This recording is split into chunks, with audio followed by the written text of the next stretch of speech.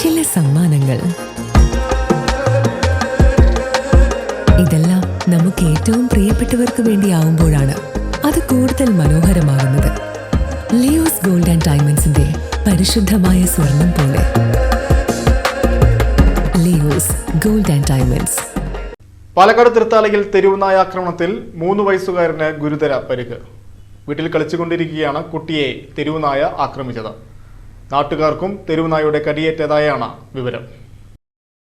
തൃത്താല നഗരത്തിനോട് ചേർന്ന പ്രദേശത്താണ് തെരുവുനായയുടെ ആക്രമണം ഉണ്ടായത്. ഗവൺമെന്റ് ഹോസ്പിറ്റലിന് സമീപം തച്ചറക്കുന്നത്ത് കോട്ടയിൽ അഷ്റഫിന്റെ മകൻ 3 വയസ്സുകാരൻ ബിലാലിനെയാണ് തെരുവുനായ ആക്രമിച്ചത്.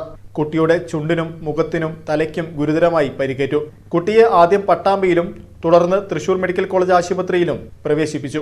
ആക്രമണത്തിൽ തെക്കേപ്പുരയ്ക്കൽ അപ്പുവിന്റെ മുഖത്തും കാലിലും തമിഴ്നാട് സ്വദേശിയായ ഷർലയ്ക്ക് കൈക്കും കടിയേറ്റു. അപ്പുവിനെ തൃശൂർ മെഡിക്കൽ കോളേജ് ആശുപത്രിയിലും ഷർലയെ പട്ടാമ്പി താലൂക്ക് ആശുപത്രിയിലും പ്രവേശിപ്പിച്ചു.